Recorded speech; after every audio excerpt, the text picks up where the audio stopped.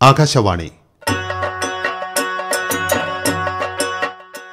ദേശീയ നാടക പരിപാടിയിൽ ആകാശവാണി കോഴിക്കോട് നിലയം അവതരിപ്പിക്കുന്നു മരുഭൂമിയുടെ രക്ഷകൻ. മൂല ഹിന്ദി രചന യോഗേന്ദ്ര ശർമ്മ. മലയാള പരിഭാഷ ഡോക്ടർ വി ബാലകൃഷ്ണൻ. സംവിധാനം ടി വി അശ്വതി. ശബ്ദം നൽകിയവർ Vijayan Karanthur, Viswan Nanmanda, Sivaraman Kolleri, Nilambur Mani, Mankayam Raghavan, Murali Nambiar, M A Nasar, M S Mani, Rasheed Paleri, E K Sheethal Raj, C T Kabeer, Joby Mathew, Hafsath Nilambur, Neeraja John. മരുഭൂമിയുടെ രക്ഷകൻ. കുലഗുരു നന്ദിദത്ത്. മഹാരാജൻ, ഗസ്നിയിലെ മുഹമ്മദ് വീണ്ടും ഭാരതത്തെ കൊള്ളയടിക്കാൻ തന്റെ മ്ലേച്ഛ സൈന്യവുമായി വരികയാണ്. ഈ പ്രാവശ്യം അയാൾ സോമപട്ടണം ആക്രമിക്കും എന്നാണ് കേൾക്കുന്നത്. സോമനാഥിലെ ജ്യോതിർലിംഗം തകർക്കുമത്രേ. വരുന്നു വരുന്നു ഇത് പല പ്രാവശ്യം കേട്ടതാണ്. പക്ഷേ വന്നില്ലല്ലോ ഇതേവരെ. അല്ല മഹാരാജാവേ, ഈ പ്രാവശ്യം തീർച്ചയായും വരും. വരട്ടെ, പക്ഷെ എങ്ങനെ വരും?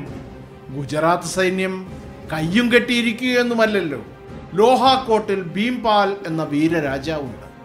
മുൽത്താനിൽ അജയ്പാൽ രാജാവുണ്ട്. വീരരാജാവ് ധർമ്മഗജദേവനുണ്ട്, സുപാൽ ബക്ഷേവി. പിന്നെ രംഗിസ്ഥാനിൽ ഈ ഞാനും. അങ്ങനെ എളുപ്പം കടന്നു കയറാനാകുമോ ഗുജറാത്തിൽ ഈ മുഹമ്മദിന്? പക്ഷേ മഹാരാജാവേ, സുൽത്താൻ മുഹമ്മദ് ലോഹാക്കോട്ടും കടന്ന് ഖോഖാഘട്ട് അതിർത്തിയിൽ കടന്നു കയറിയിരിക്കുകയാണ്. അതെങ്ങനെ സംഭവിച്ചു? അജയ്പാലും ഭീംപാലും രണ്ടുപേരും മാനം നോക്കിയിരിക്കുകയായിരുന്നു. ഒട്ടും ചെറുത്തു നിൽക്കാതെ അവർ ആ മ്ലേച്ഛന് കടന്നു കയറാൻ ഇടം നൽകി. നടക്കില്ല, ഒരിക്കലും നടക്കില്ല. രജപുത്രന്മാരുടെ ചോര അതിനനുവദിക്കില്ല. സത്യമാണ് മഹാരാജാവേ, ആപത്ത് നമ്മുടെ പടിവാതിൽക്കൽ എത്തിക്കഴിഞ്ഞു. സജ്ജൻ സിംഗ്, പിതാവേ, നീ ഇപ്പോൾ തന്നെ മകൻ സാമന്ത് സിംഗിനെയും കൂട്ടി സോംനാഥിലേക്ക് പോകണം. അവിടെ ക്ഷേത്രത്തിലെ പൂജാരി സർവജ്ഞനെ ചെന്ന് കാണണം. നല്ല സ്വാധീനമുണ്ട് അയാൾക്ക്.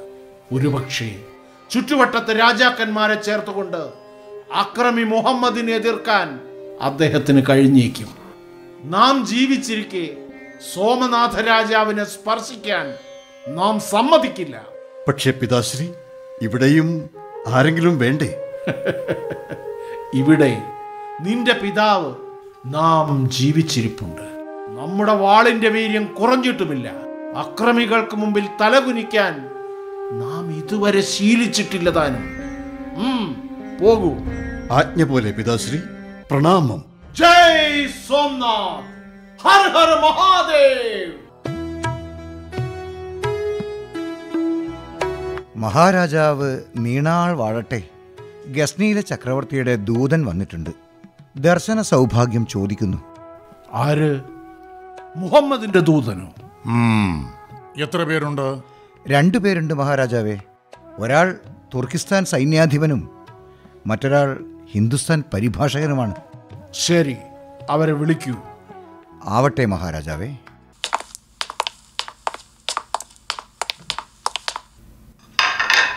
ഖോഖ മഹാരാജാവിന് മസൂദിന്റെ അഭിവാദനങ്ങൾ. ഖോഖ മഹാരാജാവേ, ഈ ഹിന്ദുസ്ഥാനിലാകമാനം മഹാരാജാവിൻ്റെ കീർത്തിയും യശസ്സും നാമധേയവും വ്യാപിച്ചു നിൽക്കെ അങ്ങക്ക് സൗഹൃദത്തിൻ്റെ സന്ദേശവുമായി വന്നിരിക്കുകയാണ് ഗസ്നിയിലെ മുഹമ്മദ് ചക്രവർത്തി. അങ്ങ് ഈ സമ്മാനം സ്വീകരിച്ചാലും. അപ്പോൾ രത്നങ്ങളും സ്വർണവും അടങ്ങുന്ന ഈ സമ്മാനം ഗസ്നി സുൽത്താൻ മുഹമ്മദ് തന്നയച്ചതാണല്ലേ? അതെ മഹാരാജാവേ. എന്താണ് നിങ്ങളുടെ സുൽത്താൻ ആഗ്രഹിക്കുന്നത്? അങ്ങയുടെ മഹാരാജാവ് ഈ മരുഭൂമിയുടെ ദ്വാരപാലകനാണ്. ഗസ്നിയുടെ സുൽത്താൻ മുഹമ്മദിന് അതുവഴി ഒന്ന് പ്രഭാസ് പട്ടണത്തിലേക്ക് പോകണം. അതിനുള്ള അനുവാദം ചോദിക്കാനാണ് വന്നത്. മഹാരാജാവേ, ദൂതൻ മര്യാദ ലംഘിക്കുന്നു. സാഹോദര്യത്തിനുള്ള എല്ലാ നിർദ്ദേശങ്ങളും ഹിന്ദുസ്ഥാൻ അംഗീകരിക്കുന്നു. പക്ഷേ സാഹോദര്യം വിറ്റ് കാശാക്കാൻ നാം അനുവദിക്കില്ല.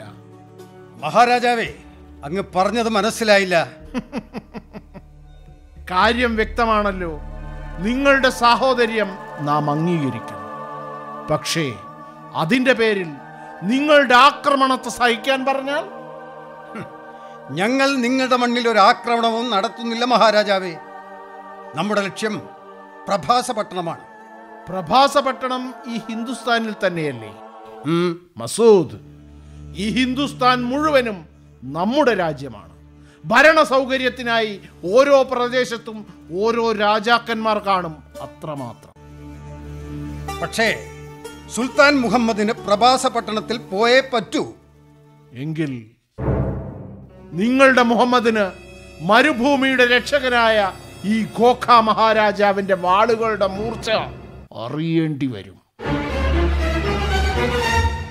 അതിനർത്ഥം ഖോഖാഗഡ് വഴി ഈ മരുഭൂമി താണ്ടാൻ അങ്ങ് അനുവാദം തരില്ല എന്നല്ലേ?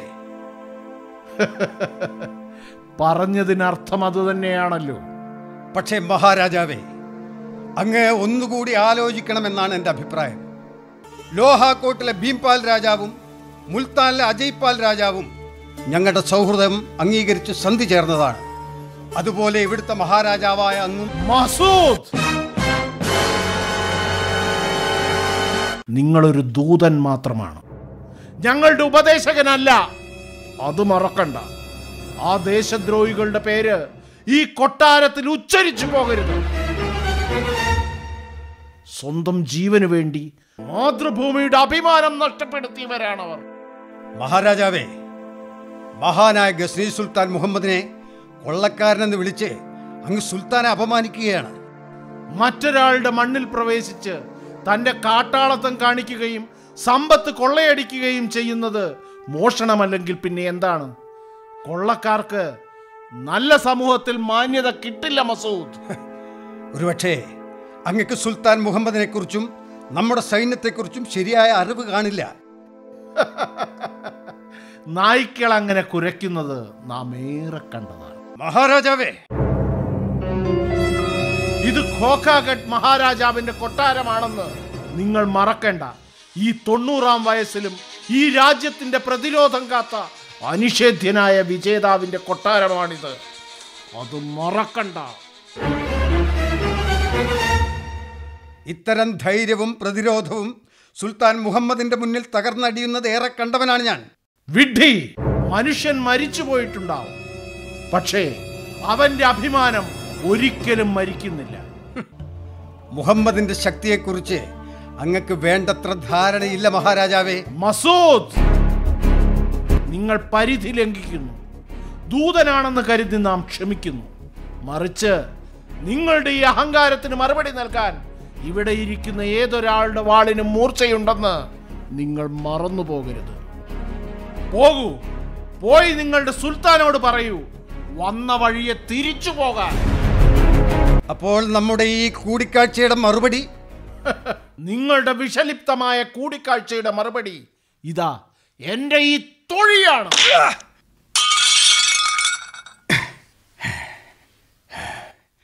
ഈ തൊഴിക്കുള്ള മറുപടി യുദ്ധക്കളത്തിൽ വെച്ച് നൽകാം. മസൂദ്, ഒരുപാട് ചോര കണ്ടതാണ് ക്ഷത്രിയരുടെ ഈ വാളുകൾ.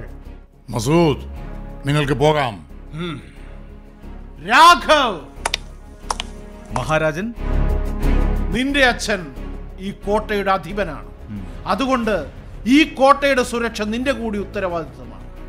കോട്ടയുടെ കവാടം ഇപ്പോൾ തന്നെ അടച്ചേക്കൂ. കോട്ടയുടെ അകത്തേക്ക് ആരെയും പ്രവേശിപ്പിക്കരുത്.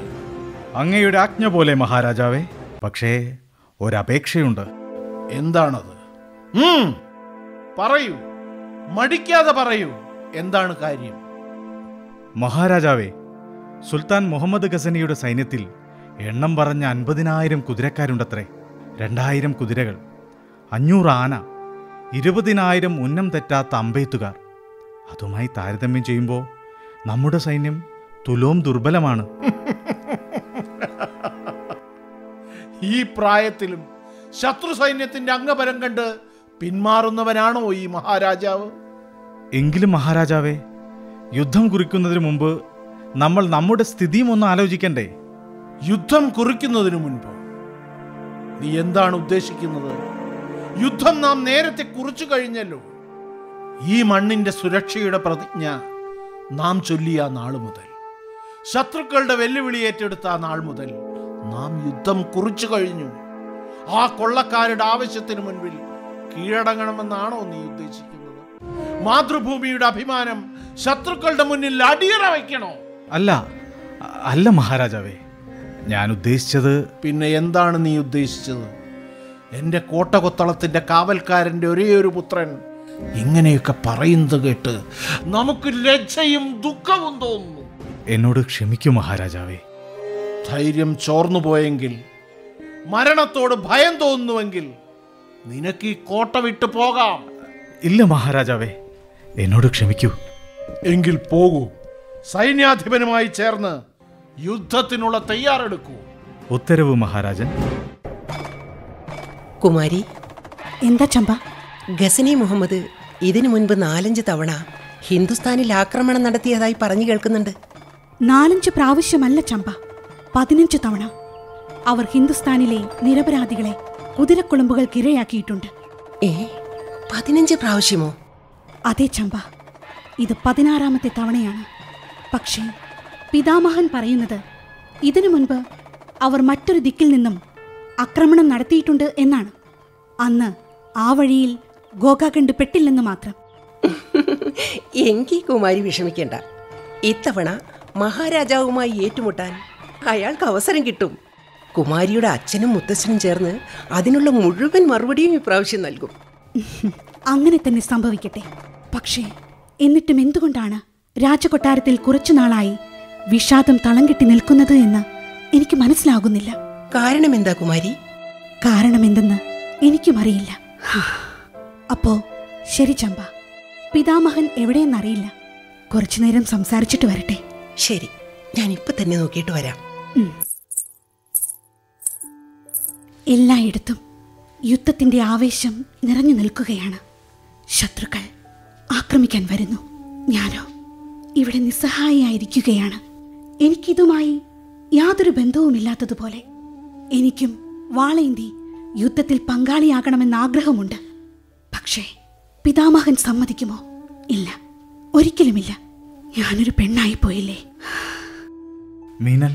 ഓ രാഘവ്, വരൂ. നിങ്ങൾ വന്നത് നന്നായി. ഒറ്റയ്ക്കിരുന്ന് മുഷിഞ്ഞു. മീനൽ, ഞാനും ഒറ്റയ്ക്കിരിക്കുകയായിരുന്നു ഇതേവരെ. വിഷണ്ണനായി, ഏകാഗിയായി. കുറച്ചു നേരം മീനലുമായി സംസാരിച്ചിരിക്കാമല്ലോ എന്ന് കരുതി വന്നതാണ്. പുരുഷനായിട്ടും ഈ യുദ്ധസമയത്ത് നിസ്സഹായനായിരിക്കുകയോ? എനിക്ക് അത്ഭുതം തോന്നുന്നു. എന്തു പറയാനാ രാജകുമാരി, എൻ്റെ മനസ്സു പറയുന്നു ഈ യുദ്ധം വേണ്ടെന്ന്, ഇതിനെ എതിർക്കണമെന്ന്. യുദ്ധം വേണ്ടെന്നോ? എന്തുകൊണ്ട്? മീനൽ, എനിക്ക് വേണ്ടത് യുദ്ധമല്ല, സമാധാനമാണ്. സമാധാനം തന്നെയാണ് ഞാനും ആഗ്രഹിക്കുന്നത്. പക്ഷേ അക്രമകാരികളെ എതിർത്ത് തോൽപ്പിക്കുന്നതും ഒരു തരത്തിൽ സമാധാനം പുലർത്താൻ വേണ്ടി തന്നെയല്ലേ? അങ്ങനെയും ആവാം. പക്ഷേ മീനൽ, ഈ യുദ്ധത്തിന് ഒരുപാട് പ്രായോഗിക തടസ്സങ്ങളുണ്ട്. പ്രായോഗിക തടസ്സങ്ങളോ? പറയൂ, കേൾക്കട്ടെ. പറയാം. മുഹമ്മദ് ഗസനിയുടെ പക്ഷത്ത് 1.5 ലക്ഷം സൈനികരുണ്ട്. പക്ഷെ നമുക്കോ വെറും 1500 പേർ മാത്രം. ആ സ്ഥിതിക്ക് മുഹമ്മദുമായി യുദ്ധം ചെയ്യുന്നത് മരണം വിളിച്ചു വരുത്തുന്നതിന് തുല്യമായിരിക്കും. അങ്ങനെ മരിക്കുന്നത് കൊണ്ട് എന്തു പ്രയോജനം? അതിലും നല്ലത് ഗോകാഘട്ട് വഴി പോകാൻ മുഹമ്മദിനെ അനുവദിക്കുന്നതായിരിക്കും. നമുക്ക് സന്തോഷത്തോടെ ജീവിക്കുകയും ചെയ്യാം. ഇപ്പോഴാണ് നിങ്ങളുടെ തനിരൂപം പുറത്തു വന്നത്. സമാധാനത്തിന്റെ സൂര്യപടം കൊണ്ട് മൂടിയ പുതപ്പിനുള്ളിൽ നിങ്ങളുടെ പ്രാണഭയം ഒളിഞ്ഞിരിക്കുകയാണല്ലേ? സമാധാനത്തോടും ശാന്തിയോടുമുള്ള നിങ്ങളുടെ ഉപാസന വീരന്മാരുടേതല്ല, ഭീരുക്കളുടേതാണ്, അവസരവാദികളുടേതാണ്. ഒരു ക്ഷത്രിയന്റെ നാവിൽ നിന്നും ഇത് കേൾക്കുമ്പോൾ എനിക്ക് ആശ്ചര്യം തോന്നുന്നു രാഘവ്. എന്നെ എന്തു വേണമെങ്കിലും പറഞ്ഞോളൂ മീനൽ. പക്ഷേ ഇത് സത്യമാണ്. ഞാനിപ്പോൾ മരിക്കാൻ ആഗ്രഹിക്കുന്നില്ല. ഞാൻ ജീവിക്കാൻ കൊതിക്കുന്നു. എന്തുകൊണ്ടെന്നാൽ പിന്നെ എന്തൊക്കെ ആഗ്രഹിക്കുന്നു? സ്വന്തം നാടിനെ, അതിന്റെ മണ്ണിനെ നാണിപ്പിക്കണമോ? ക്ഷത്രിയ കുലത്തിനാകെ നാണക്കേട് വരുത്തി വെക്കണോ? മീനൽ, എന്നെ പരിഹസിക്കരുത്. ഞാനിതൊക്കെ ചെയ്യുന്നതും പറയുന്നതും ആഗ്രഹിക്കുന്നതും എല്ലാം വ്യക്തമായി പറയൂ. എന്താണ് പറഞ്ഞു വരുന്നത്? ഇങ്ങനെ ദേഷ്യത്തോടെ എന്നെ നോക്കരുത് മീനൽ. മീനലും എന്നോട് ദേഷ്യപ്പെടുകയാണെങ്കിൽ പിന്നെ എനിക്ക് ജീവിക്കാൻ പോലും സാധിക്കുകയില്ല. പക്ഷേ എനിക്ക് ജീവിക്കണം, ജീവിച്ചേ പറ്റൂ. മീനൽ എന്റെ ജീവിതത്തിലേക്ക് വരണം. രാഘവ്, ഇങ്ങനെയൊക്കെ പറയാൻ നിങ്ങൾക്ക് നാണമില്ലേ? എങ്ങനെ ധൈര്യം വന്നു ഇത് പറയാൻ? ഇപ്പോഴല്ലേ മനസ്സിലായത് ഇടയ്ക്കിടയ്ക്ക് എന്നെ വന്ന് കണ്ട് പുന്നാരം പറയുന്നത് എന്തിനെന്ന്. പക്ഷെ ഭീരു, ഇതൊക്കെ പറയുന്നതിന് മുൻപ് സ്വന്തം അവസ്ഥ എന്തെന്ന് കൂടി നോക്കൂ. ഒരു സാധാരണ കോട്ടക്കാവൽക്കാരന്റെ മകൻ ഘോഗാഖണ്ഡ് രാജാവിന്റെ പുത്രൻ സർജൻ സിംഗിന്റെ മകളോട് ജീവിത പങ്കാളിയാകാൻ പറയുന്നുവോ? എനിക്ക് ആശ്ചര്യം തോന്നുന്നു. സ്നേഹം ഇതൊന്നും കാര്യമാക്കുന്നില്ല മീനൽ. ഞാനൊരു സാധാരണ കോട്ടകാവൽക്കാരന്റെ മകൻ തന്നെ. പക്ഷേ വിശ്വസിക്കൂ, നിന്നോടുള്ള എന്റെ സ്നേഹം ഹൃദയത്തിൽ തട്ടിയുള്ളതാണ്. നിങ്ങളെപ്പോലുള്ള നിസ്സാരനും ഭീരുവുമായ ഒരാൾക്ക് സ്നേഹത്തെക്കുറിച്ച് പറയുന്നതൊന്നും അലങ്കാരമല്ല. പോകൂ, അല്ലെങ്കിൽ എനിക്ക് പിതാമഹനോട് പറയേണ്ടി വരും. പോകാൻ. ഇത്രയും ക്രൂരയാവരുത് മീനൽ. ഉയർന്ന അഭിമാനവും പ്രതാപവും ഒക്കെയാണ് നിങ്ങൾ ആഗ്രഹിക്കുന്നതെങ്കിൽ എന്നെ വിശ്വസിക്കൂ, ഘോഗാഘട്ടിനേക്കാൾ വലിയ രാജവംശത്തിന്റെ രാജാവായി ഞാൻ വാഴുന്നത് നിങ്ങൾക്ക് കാണിച്ചു തരാം. വളരെ സുന്ദരമായിരിക്കുന്നു ഭാവന.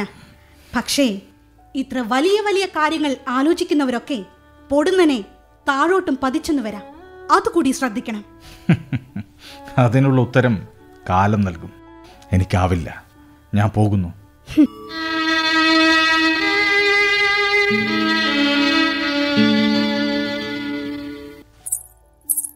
കുമാരി. ഏയ് ചമ്പ, വരൂ. പിതാമഹൻ എവിടെ? എന്തു ചെയ്യുന്നു? പിതാമഹൻ കൊട്ടാരത്തിന്റെ കവാടത്തിലേക്ക് പോയിരിക്കുകയാണ്. കുമാരി, മുഹമ്മദിന്റെ സൈന്യം നമ്മെ വളഞ്ഞിരിക്കുകയാണ്. ഓ, മുഹമ്മദിന്റെ സൈന്യം എത്തിയിരിക്കുന്നു അല്ലേ? അതെ. കുമാരി വരൂ, നമുക്ക് കൊട്ടാരത്തിന്റെ മച്ചിലിരുന്ന് നോക്കാം. ശരി, വരൂ.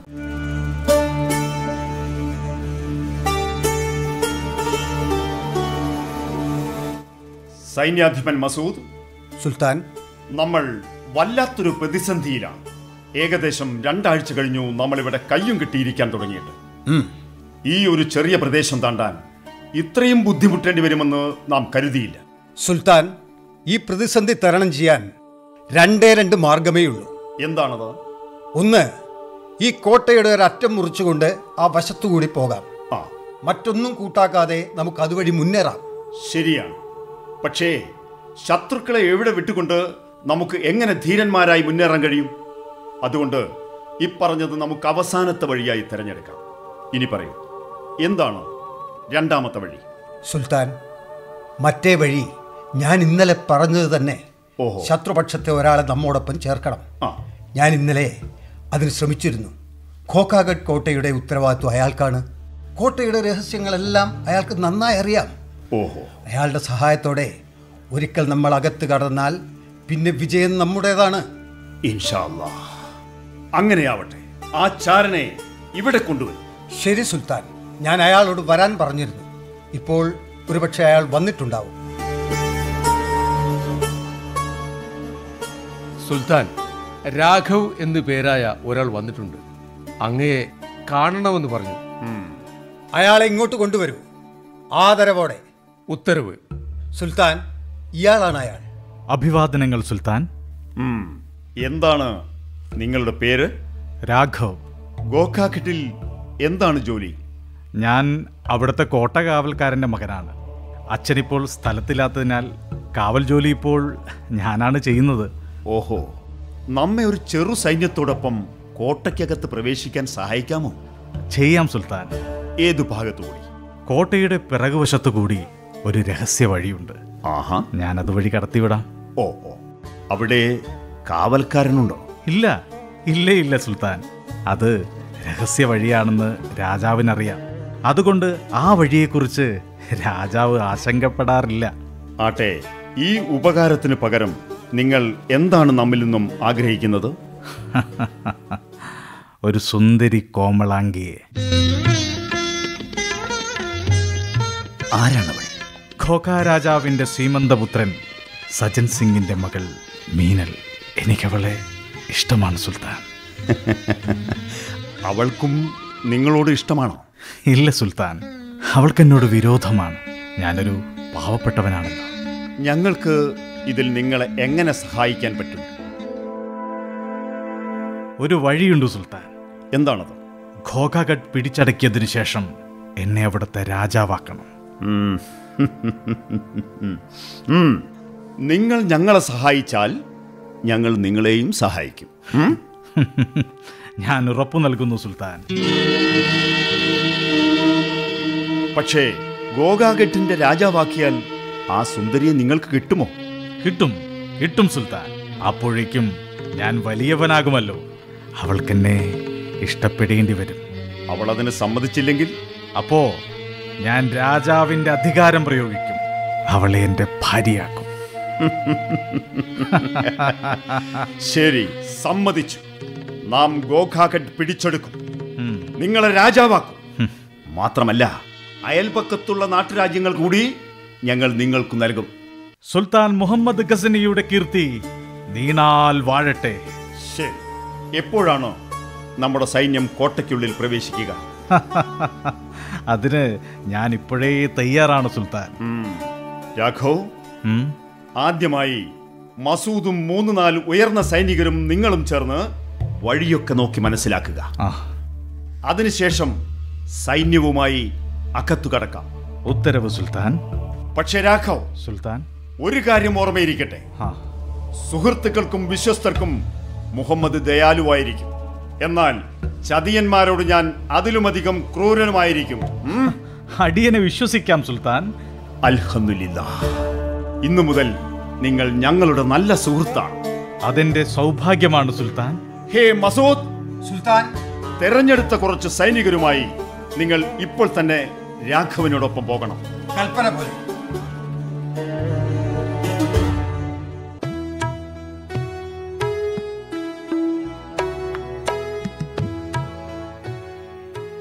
ചമ്പ, കുമാരി, നിന്റെ അഭിപ്രായത്തിൽ യുദ്ധം തീരാൻ എത്ര സമയമെടുക്കും?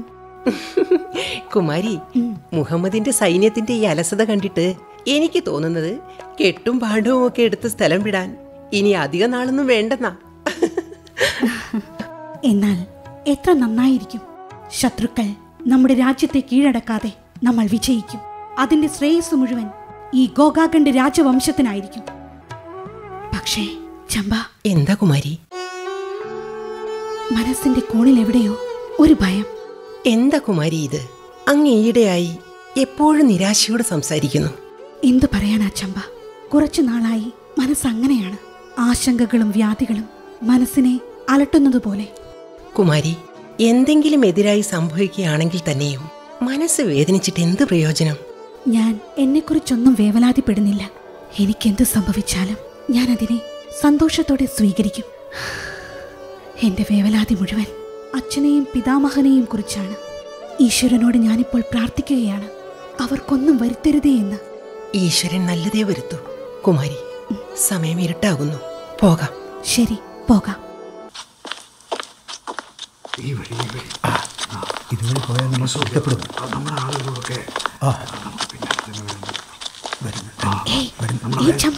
കുമാരി, എവിടുന്നാ ഈ സംസാരം? ആരോ വരുന്നുണ്ടെന്ന് തോന്നുന്നു. ശരിയാ, വാ, നമുക്ക് ഈ കുറ്റിക്കാട്ടിൽ ഒളിച്ചിരിക്കാം. രാഘവ്, മസൂദ്, നമ്മൾ കൊട്ടാരത്തിനടുത്താണോ? ഏകദേശം അതെ മസൂദ്. ഓ, ഈ വലത്തോട്ടുള്ള വഴി നേരെ മുഖ്യ പ്രവേശന കവാടത്തിലേക്കാണ്. അല്ല, ഈ വഴി തന്നെ പോകാം. എന്തെങ്കിലും തടസ്സം ഉണ്ടാകുമോ? ഇല്ല. എന്തു പ്രശ്നം? ഇവിടെയൊന്നും കാവൽക്കാരാരുമില്ല. എങ്കിലും കുറച്ചു ദൂരം പോയി നോക്കി വരാം. അതിനുശേഷം നിങ്ങളെയും കൂട്ടി പോവാം. ശരി, പോയി വരൂ. ഞങ്ങൾ ഇവിടെ തന്നെ ഉണ്ടാകും. അതെ. ചമ്പ. കുമാരി, രാഘവിന്റെ ശബ്ദം പോലെ തോന്നുന്നു. അതെ. നീ പോയി പിതാമഹനോട് കുറച്ച് സൈനികരെയും കൂട്ടി ഇവിടേക്ക് വരാൻ പറയൂ. അതുവരെ ഞാൻ ഈ രാജ്യദ്രോഹി രാഘവനെ നോക്കാം. പക്ഷെ കുമാരി, ഇവിടെ ഒറ്റയ്ക്ക്. നീ വിഷമിക്കാതെ.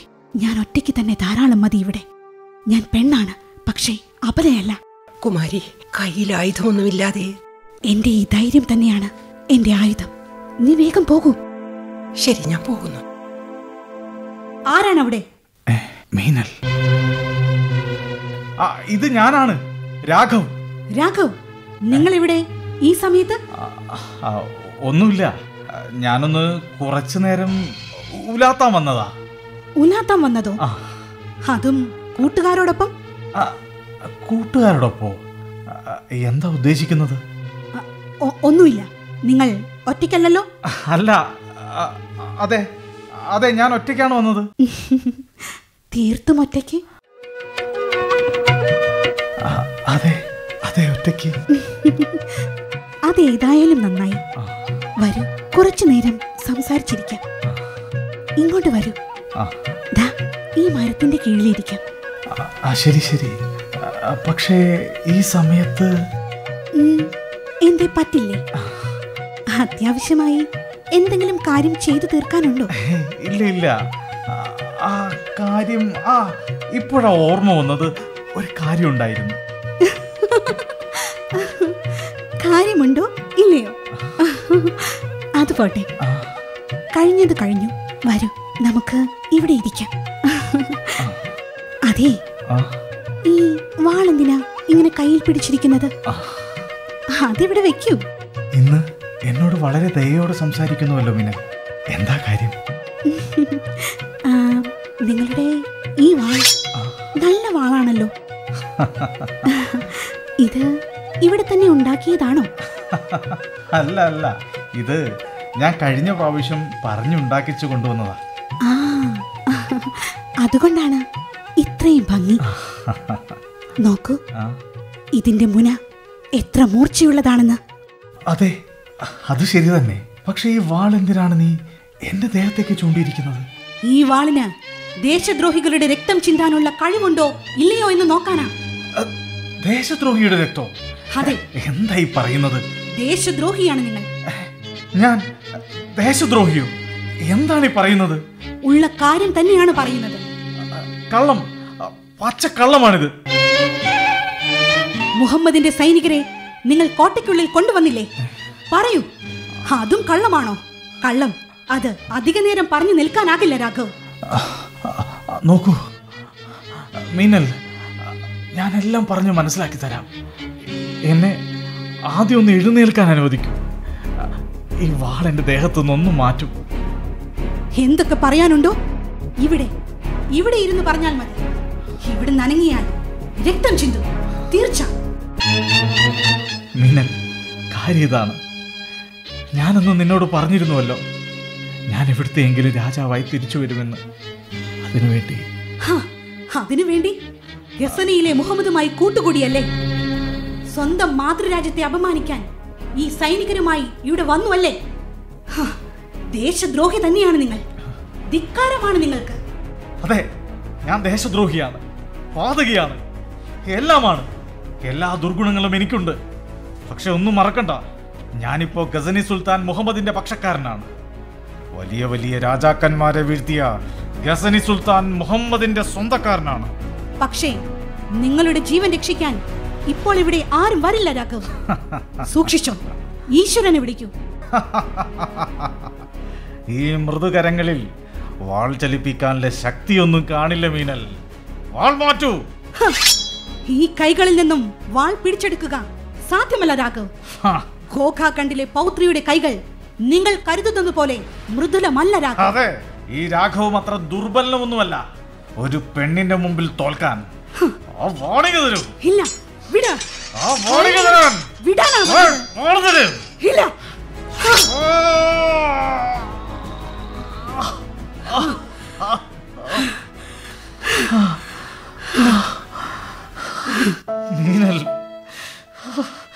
എന്റെ സ്നേഹത്തിന് ഇതാണോ നീ പകരം തന്നത്? സ്നേഹം ഒരു കച്ചവടമാക്കുന്നവർക്ക് ഇത് തന്നെയാണ് പകരം കിട്ടുക.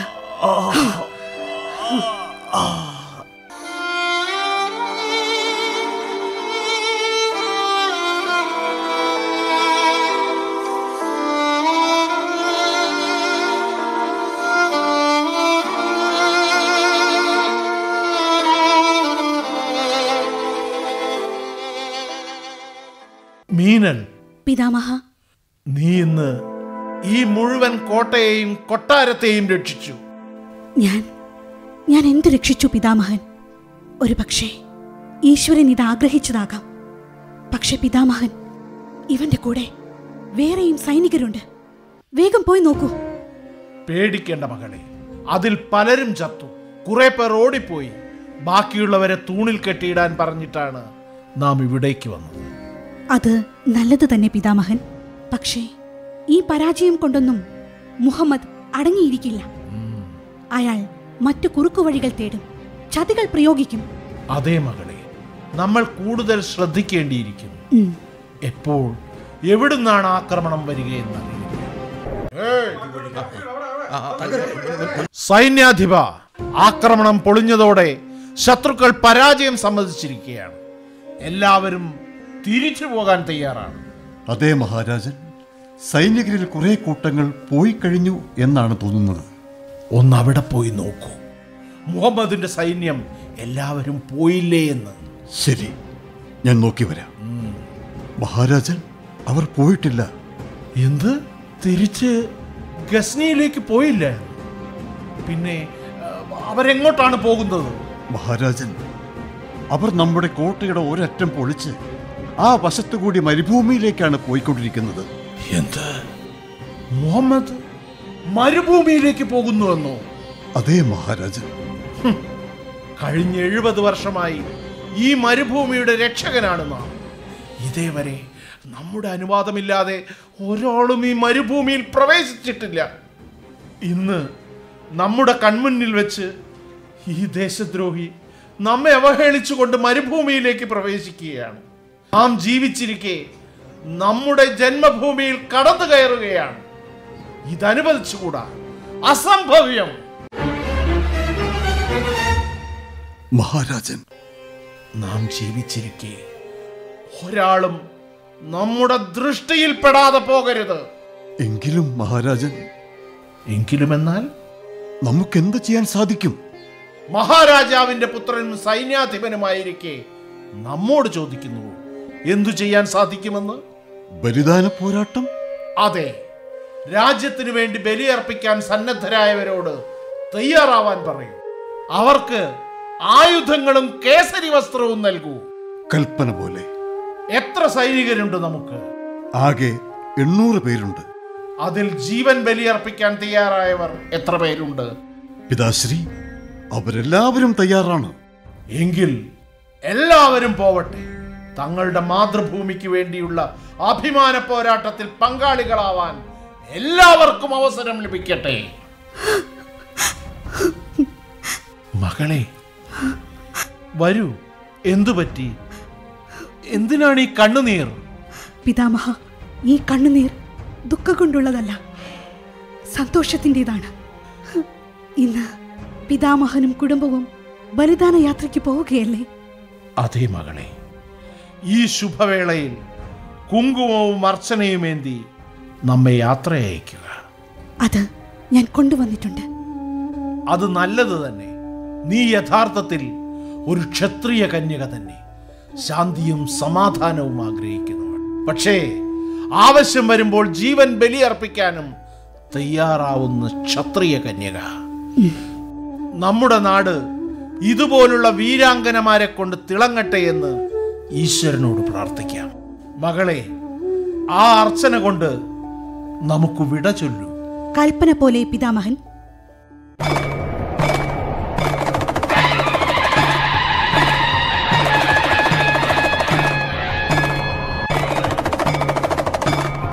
മസൂദ് സുൽത്താൻ, ഈ ചെറിയൊരു കോട്ടയ്ക്ക് മുന്നിൽ തോൽവി സമ്മതിച്ച് മുന്നോട്ട് പോവുക എന്നത് നമുക്ക് ചേർന്നതല്ല. പക്ഷേ ഇതല്ലാതെ വേറെ വഴിയില്ല സുൽത്താൻ. ശരിയാണ്.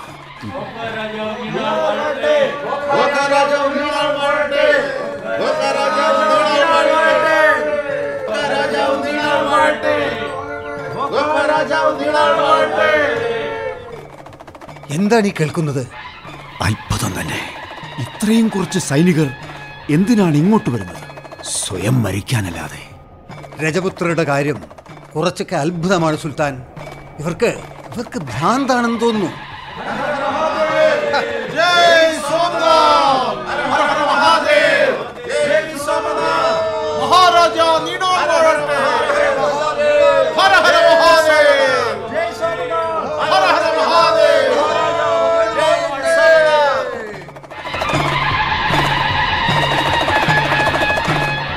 നിൽക്കവിടെ. ഇങ്ങനെ കള്ളന്മാരെ പോലെ പാത്തും പതുങ്ങിയും ഈ മരുഭൂമിയിൽ പ്രവേശിക്കുന്നത് ധീരന്മാർക്ക് ചേർന്നതല്ല. ഞങ്ങൾക്ക് വേറെ വഴിയില്ല. ഹേ, താങ്കളാണോ ഗോഖ മഹാരാജാവ്? അതെ, നാം തന്നെയാണ് ഗോഖ മഹാരാജാവ്, ഈ മരുഭൂമിയുടെ രക്ഷകൻ. രക്ഷകന്റെ മേൽ വിജയം നേടിയിട്ടല്ലാതെ നിങ്ങൾക്ക് ലക്ഷ്യത്തിലെത്താനാവില്ല. യുദ്ധത്തിന് ഞങ്ങൾ തയ്യാറാണ്. എങ്കിലും ഒരു ഉപദേശമുണ്ട്. ഇത്രയും കുറച്ച് സൈനികരുമായി വന്ന് യുദ്ധം ചെയ്ത് അവരെ കൊലയ്ക്ക് കൊടുക്കരുത്. ജനിച്ച നാടിനു വേണ്ടി മരിക്കുക അത് ബലിദാനമാണ്, കൊലയ്ക്ക് കൊടുക്കുകയല്ല മുഹമ്മദ്.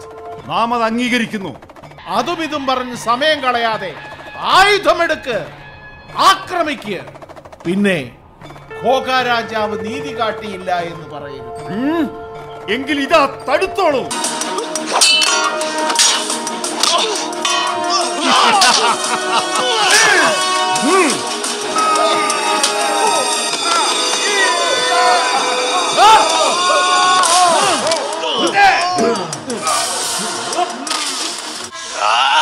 പിതാശ്രീ, പിതാശ്രീ, അങ്ങക്ക് നല്ലവണ്ണം മുറിവേറ്റിരിക്കുന്നു. എന്താ ഇത്? ഇല്ല, യുദ്ധം ഒഴിവാക്കില്ല. പരാജയത്തെക്കാൾ മരണം തന്നെയാണ് നല്ലത്. യുദ്ധം നിർത്തേണ്ട മുഹമ്മദ്. ഞാൻ മുറിവേറ്റ് വീണ് കിടക്കുകയാണെന്നത് ശരി തന്നെ.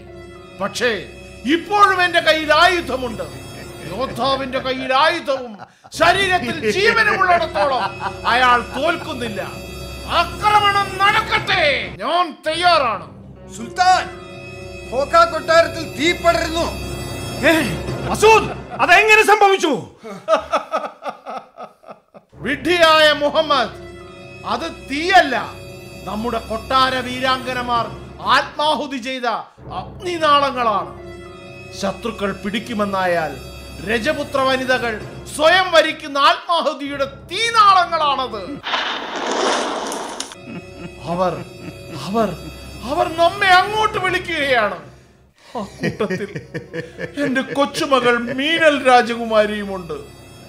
ഇനിയും എനിക്ക് വെറുതെ നിൽക്കാനാവില്ല. എഴുന്നേൽക്കൂ മുഹമ്മദ്, ആയുധമെടുത്ത് അടരാട്.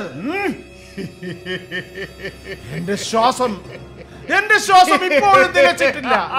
ഞാൻ ഇപ്പോഴും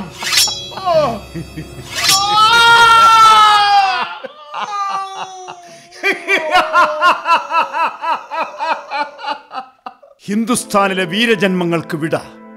യുദ്ധം ജയിച്ചിട്ടും ഹിന്ദുസ്ഥാനിലെ വീരശൂര രാജാവിന് മുമ്പിൽ തോറ്റുപോയതുപോലെ തോന്നുന്നു മസൂദ്. വിട, വീരപുത്രന്മാരെ വിട. വരൂ, നമുക്ക് പോകാം. സോമനാഥിലേക്ക് യാത്ര തിരിക്കാം.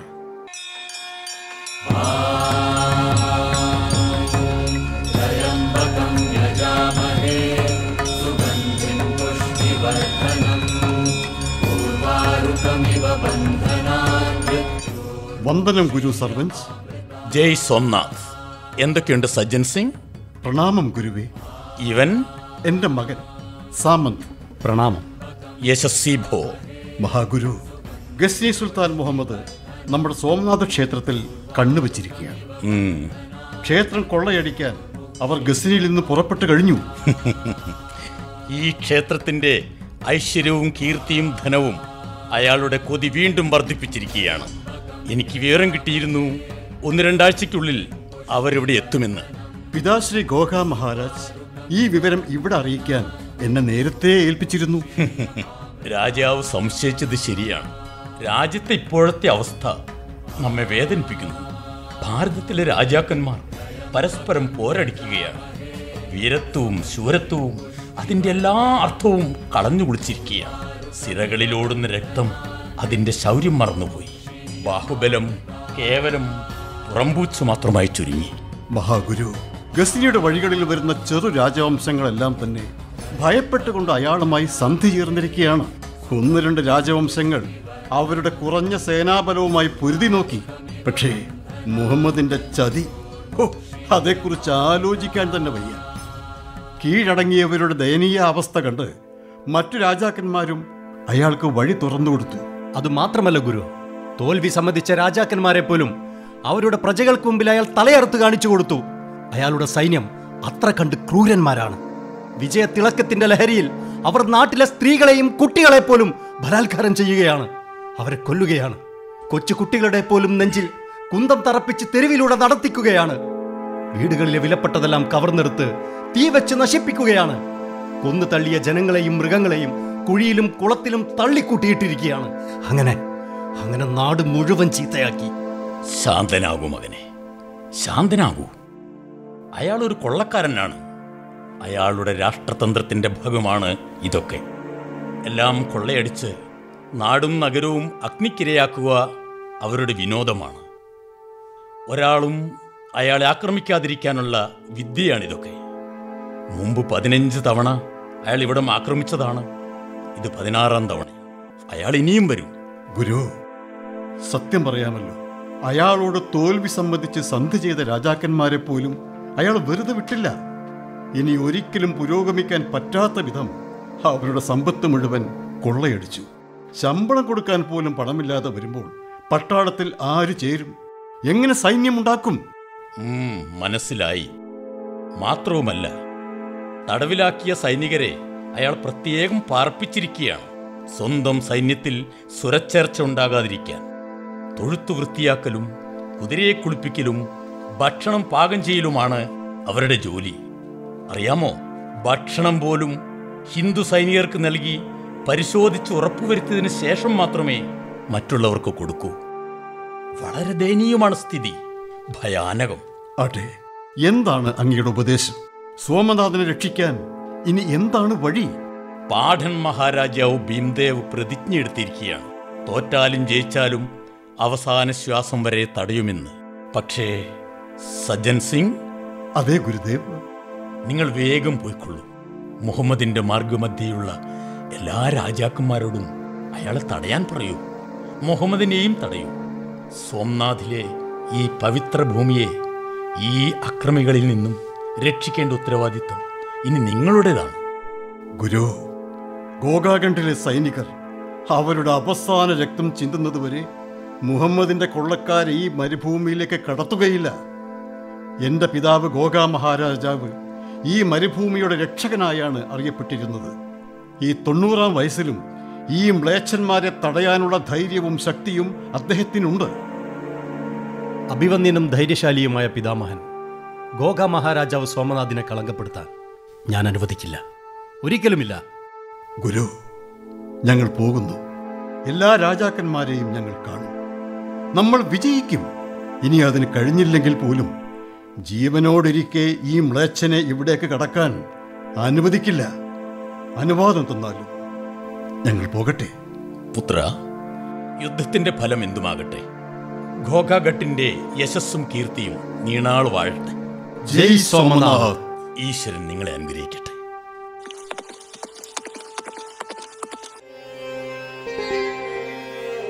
ഇവിടെ നിന്ന് ഗോഗാഖണ്ഡിലേക്ക് 2 വഴികളുണ്ട്. ഒന്ന് സൗരാഷ്ട്ര വഴി. ഈ വഴിക്ക് മരുഭൂമിയില്ല, പക്ഷേ ഇത് നീണ്ട വഴിയാണ്. മറ്റേത് മരുഭൂമി വഴി.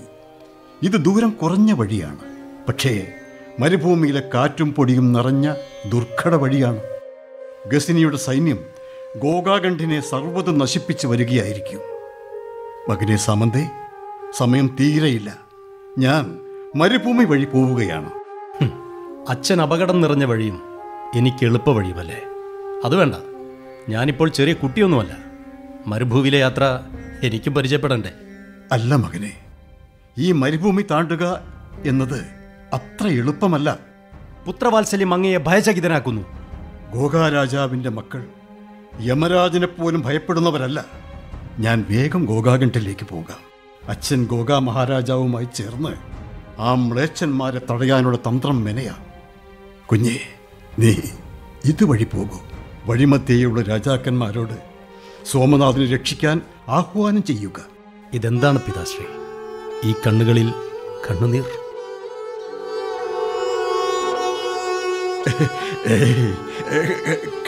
കണ്ണീരോ?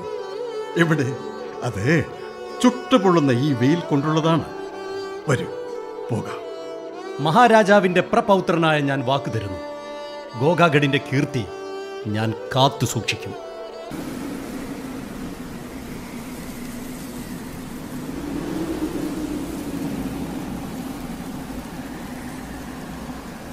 നിൽക്കൂ എൻ്റെ പ്രിയ ഒട്ടകമേ.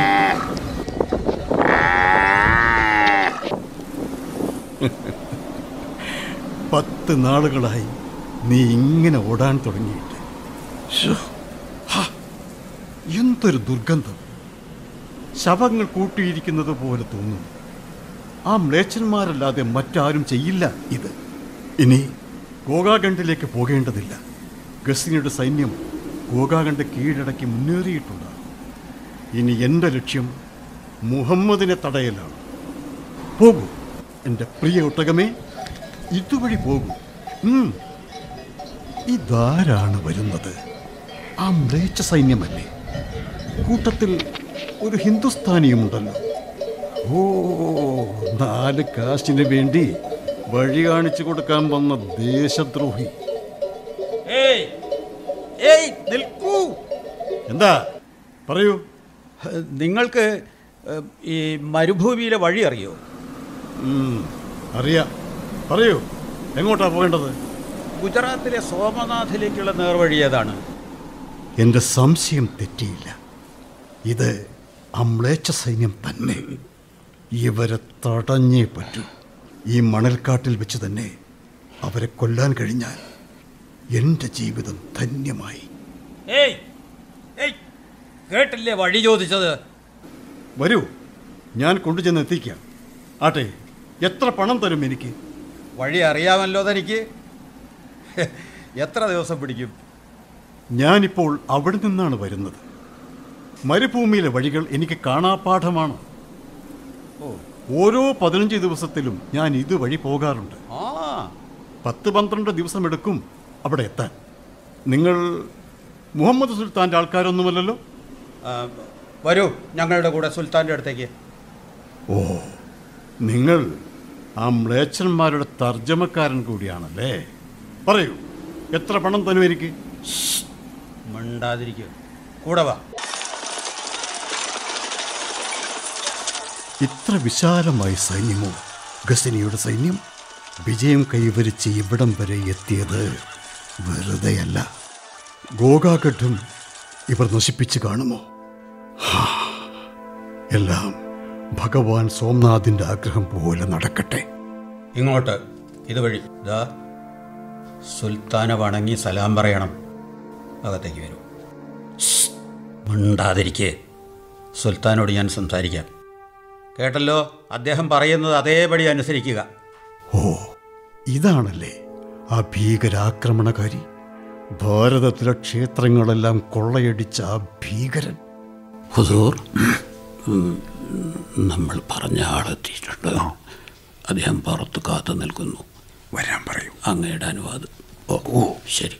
മുഖം കാണിക്കാൻ പറയൂ. ശരി. അതെ, നിങ്ങളെ കണ്ടിട്ട് പരിചയമുള്ളതുപോലെ തോന്നുന്നു. ആരാ നിങ്ങൾ? ഒരു സാധാരണ ഇടയൻ. നീ എന്നെ മനസ്സിലാക്കിയിട്ടില്ലെങ്കിലും എനിക്ക് നിന്നെ നന്നായി അറിയാം സംവേദറായ്. മുഹമ്മദിൻ്റെ സൈന്യത്തിലേക്ക് കൂറുമാറിയ ദേശദ്രോഹി. നിന്റെ മരണം എൻ്റെ കൈകൊണ്ട് തന്നെ ആയിരിക്കും. അപ്പോ നാളെ തന്നെ പോകണം. ഏത് വഴി പോകുന്നതായിരിക്കും നല്ലത്? മരുഭൂമിയിൽ കൂടിയുള്ള മാർഗം എളുപ്പമാണ്. മറ്റേ വഴിയിൽ ധാരാളം രജപുത്ര സൈനികർ കാണും.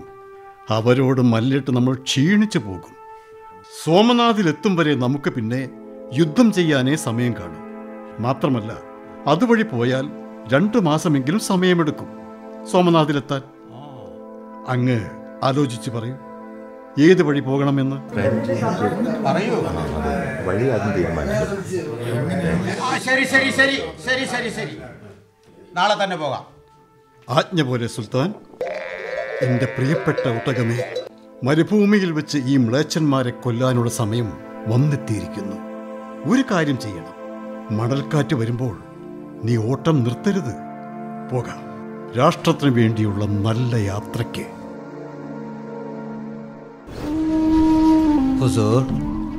ഹുസൂർ സുൽത്താൻ. സജ്ജൻ, ഇന്നേക്ക് 6 ദിവസമായി ചൂടും മണൽക്കാറ്റും നിറഞ്ഞ ഈ വഴികളിലൂടെ യാത്രയായിട്ട് നീ ശരിയായ വഴിയിൽ കൂടി തന്നെയല്ലേ ഞങ്ങളെ കൊണ്ടുപോകുന്നത്? അതെ സുൽത്താൻ, അങ്ങയുടെ സൈന്യത്തിൻ്റെ വീര്യത്തെക്കുറിച്ച് കേട്ടിട്ടുണ്ട്. നല്ല അക്രമകാരികളാണവർ. ആ ബലത്തിലാണ് മരുഭൂമിയിലേക്ക് എടുത്തു ചാടിയത്. മരുഭൂമിയിൽ നേർത്ത കുളിർക്കാറ്റുകൾ കാണില്ല. നിരന്തരം ജയിച്ചത് കാരണം അങ്ങയുടെ സൈന്യം അമിത വിശ്വാസം നേടിയതുപോലെ തോന്നുന്നു. ഏതായാലും മറ്റേ വഴിയിൽ കൂടി പോകാഞ്ഞത് നന്നായി. രാജാക്കന്മാർ ആക്രമിച്ചിരുന്നുവെങ്കിൽ അതിവേഗം ഒട്ടകപ്പുറത്ത് പായുന്ന സുൽത്താനും ബുദ്ധിമുട്ടിയേനെ. സുൽത്താന്റെ പേരും അവർ കളഞ്ഞു കുളിച്ചേനെ. എനിക്കെന്താ ചെയ്തം? ഞാൻ കുറച്ച് പണത്തിന് വേണ്ടി കൂടെ കൂടിയവനാണ്. വിശ്വാസം വരുന്നില്ലേ അങ്ങേക്ക് നമ്മുടെ ഈ വഴികളെക്കുറിച്ച്? ഉണ്ട്. നമ്മുടെ സൈന്യത്തെ മൂന്നായി തിരിക്കണം. ആദ്യത്തെ ഭാഗം ഇയാളോടൊപ്പം ഒരു ദിവസം മുമ്പേ പോകട്ടെ, കൂടെ മസൂദും പോകട്ടെ. രണ്ടാം ഭാഗത്തോടൊപ്പം ഞാനുണ്ടാകും. മൂന്നാം ഭാഗം പിറകെ വരട്ടെ, കൂടെ ആനകളും കുതിരകളും തളർന്നുപോയ മറ്റു സൈനികരും. ഉത്തരവ്. ഈ കൊടുംചൂടിൽ മുന്നോട്ട് പോവുക ദുഷ്കരമാണെന്ന് തോന്നുന്നു. കൊടും ചൂടോ?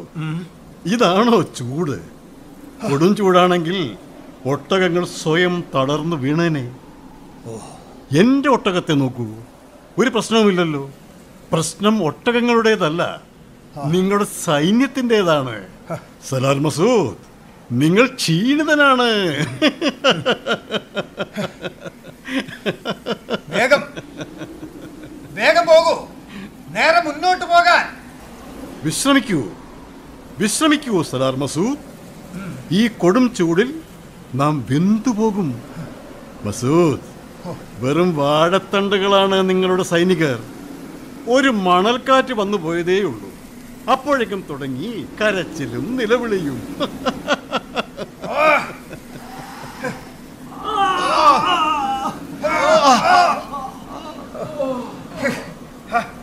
എന്റെ സൈനികർ ശരിക്കും തളർന്നിരിക്കുകയാണ്. അവർ മരിച്ചു വീഴും. നോക്ക്, ഒരാൾ അവിടെ വീണ് കിടക്കുന്നു. മണൽക്കാറ്റിൽ പൊരിഞ്ഞു പോകുകയാണവർ. അപ്പോഴും നീ മുന്നോട്ട് പോകാൻ പറയുകയാണ്. ആരാണ് നീ? ഞാൻ ആരാണെന്നോ? ഈ വസ്ത്രമൊന്നും മാറ്റട്ടെ, കാണിച്ചു തരാം. നിന്റെ ഈ വേഷം നീ ഇടാനൊന്നുമല്ല, നീ ഏതോ രാജാവാണ്. കേട്ടോളൂ, നല്ലവണ്ണം കേട്ടോളൂ മ്ലേച്ഛ. ഞാൻ മരുഭൂമിയുടെ രക്ഷകൻ ഗോഗാ മഹാരാജാവിന്റെ പുത്രനാണ്, സജ്ജൻ സിംഗ്. ഇനി ഞാൻ തുറക്കാൻ പോവുകയാണ് സോമനാഥ ഭഗവാന്റെ ആ മൂന്നാം കണ്ണ്.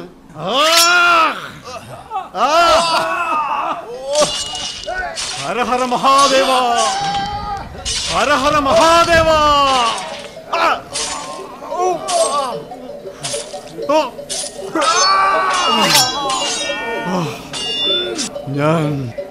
ഞാൻ എൻ്റെ കർത്തവ്യം നിറവേറ്റി.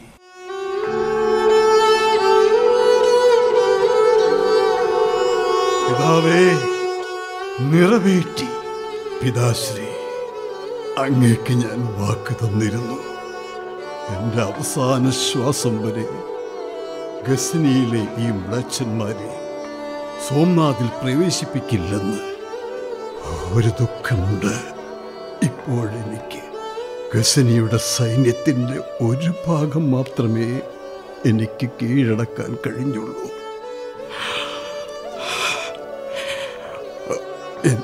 എൻ്റെ പ്രിയ ഒട്ടകമേ, വേണമെങ്കിൽ നിനക്കെന്നെ വിട്ട് രക്ഷപ്പെടാമായിരുന്നു. പക്ഷേ നീ എത്ര നല്ലവളാണ്. അവസാന നിമിഷം വരെ എൻ്റെ കൂടെ നിന്ന നീ എത്ര ധന്യയാണ്. വരൂ, നമുക്ക് ഒരുമിച്ച് യാത്രയാകാം.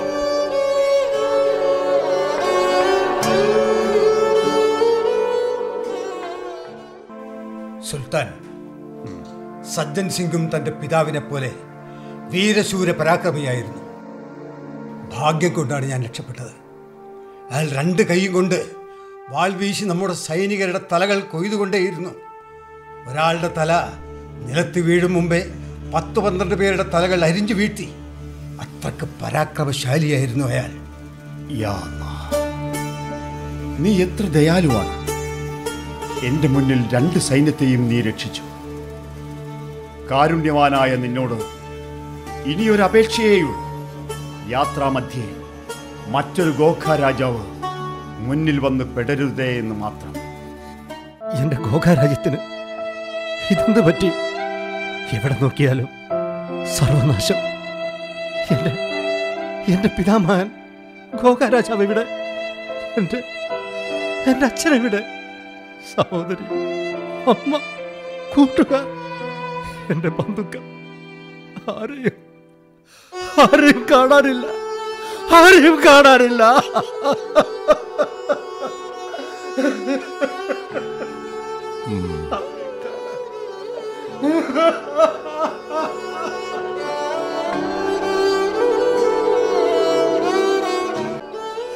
ഒരുപാട് വൈകിപ്പോയി മകനെ. കുലഗുരുവേ, നന്ദിദത്ത്. അതേ മകനെ, ഈ ഖോഖാഗഡിൽ ഞാനും നീയും 2 പേർ മാത്രമേ ബാക്കിയുള്ളൂ. നിന്റെ പിതാമഹൻ ഖോഖ മഹാരാജാവ് അവസാന ശ്വാസം വരെയും യുദ്ധം ചെയ്ത് വീരമൃത്യു പ്രാപിച്ചു. മരുഭൂമിയുടെ രക്ഷകനായിരുന്നു മഹാരാജാവ്. ഈ മരുഭൂമിയെ കാത്തുരക്ഷിച്ചുകൊണ്ട് തന്നെ ഒടുവിൽ അദ്ദേഹം വീരമൃത്യു പ്രാപിച്ചു. ഇവിടുത്തെ ഓരോ രാജാവും കരുത്തുള്ളവരായിരുന്നു. പക്ഷേ മഹായുദ്ധം ജയിക്കാൻ ഒരാൾ മാത്രം പോരല്ലോ. പ്രതിസന്ധി ഘട്ടങ്ങളിൽ അവർ ഒരുമിച്ച് നിന്നിരുന്നുവെങ്കിൽ എന്ന് ഇപ്പോൾ ഞാൻ ആശിച്ചു പോവുകയാണ്. നമ്മുടെ വീഴ്ചയും അതായിരുന്നു. നമുക്ക് ഐക്യപ്പെട്ടു നിൽക്കാൻ കഴിഞ്ഞില്ല. കാരണം എന്തായിരുന്നാലും ശരി, നമുക്ക് ഐക്യം കാത്തു സൂക്ഷിക്കാൻ സാധിച്ചില്ല. പരസ്പര ശത്രുതയും വിരോധവുമായിരുന്നു നമ്മുടെ പരാജയ കാരണം. വരും തലമുറകൾ ഒരുപക്ഷെ ഖോഖ മഹാരാജാവിൻ്റെയും അദ്ദേഹത്തിൻ്റെ വീരശൗര്യത്തിൻ്റെയും കഥകൾ മറന്നുപോയേക്കാം. പക്ഷേ ഈ മരുഭൂമിയിൽ ഓരോ മണ്ഡലത്തിലേക്കും ഓർമ്മയുണ്ടാകും അതിൻ്റെ രക്ഷകന്റെ ധൈര്യത്തിൻ്റെയും ശൗര്യത്തിൻ്റെയും കഥകൾ. ജയ് സോമനാഥ്, ജയ് ഖോഖ മഹാരാജ്, ജയ് ജയ് ഖോഖ മഹാരാജ്. മരുഭൂമിയുടെ രക്ഷകൻ ദേശീയ നാടക പരിപാടിയിൽ ആകാശവാണി കോഴിക്കോട് നിലയം അവതരിപ്പിച്ച നാടകം സമാപിക്കുന്നു. മൂല ഹിന്ദി രചന യോഗേന്ദ്ര ശർമ്മ, മലയാള പരിഭാഷ ഡോക്ടർ വി ബാലകൃഷ്ണൻ. കഥാപാത്രങ്ങളും ശബ്ദം നൽകിയവരും: ഖോഖാഘട്ട് മഹാരാജാവ് Vijayan Karanthur, Muhammad Ghazni Viswan Nanmanda, Nandidatt Sivaraman Kolleri, Sajan Singh Nilambur Mani, Sarvagya Mankayam Raghavan, Masood Murali Nambiar, Raghav E K Sheethal Raj, Samant C T Kabeer, Samved Rai Joby Mathew, Champa Hafsath Nilambur, Meenal Neeraja John, ഗസ്നിയുടെ സൈനികൻ എം എ നാസർ, ഗസ്നിയുടെ സൈന്യത്തിന്റെ അനുചരൻ എം എസ് മണി, ഖോഖാഘട്ട് മഹാരാജാവിന്റെ സൈനികൻ റഷീദ് പാലേരി. സംവിധാനം ടി വി അശ്വതി. നിർവഹണ സഹായം നിഷ പി, ബീന എം നാരായണൻ. അവതരണം ആകാശവാണി കോഴിക്കോട് നിലയം.